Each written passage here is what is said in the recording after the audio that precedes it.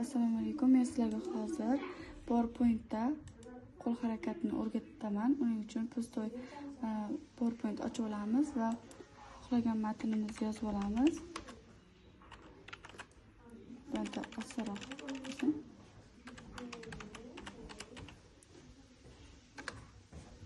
Shunaqa qilgandan keyin buning uchun bizga qo'lda rasm kerak bo'ladi. Menda o'zi bor. Mana buni chiqarib olamiz.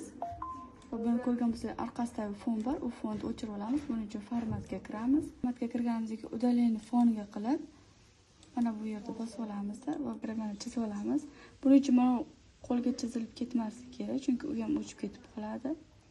Chizib bo'lgandan keyin saqlanib izmirleni mana qo'lda orqa foni yo'qoldi, mana rasmga chiqyapti. Endi buning uchun bularga animatsiya qo'shib olish kerak, chunki harakatlanishi uchun. Buning uchun ikkita animatsiya qo'shamiz, vatanimda ham kirib chiqishiga va qo'lda harakatlanishiga ham.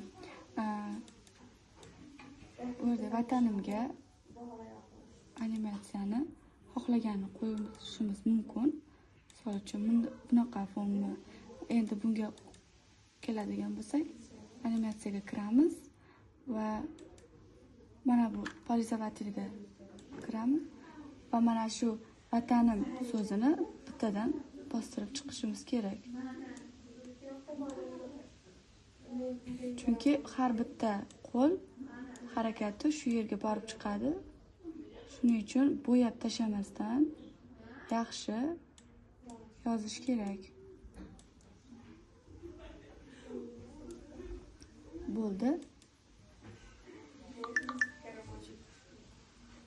Endi vaqtini to'g'rilash uchun obraz animatsiyaga kiramiz va bu yerda ikkita harakat bor, birinchi va ikkinchi. Bizga ikkinchi harakat kerak. Buning uchun mana bu yerga bosib olamiz.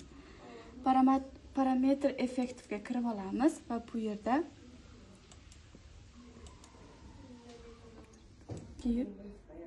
yuriladi.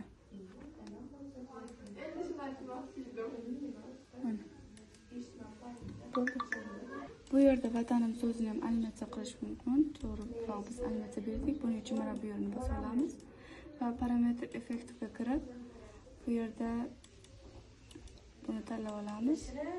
Pop bukvamni tanlaymiz. Bu yerda biz o'zimiz 05 yozib olamiz. 05 yozib olamiz. Okay. Mana harf chiqishi va buni yozib olamiz. Mana endi so'nggisida bu PowerPointga kirib sinab berishim mumkin.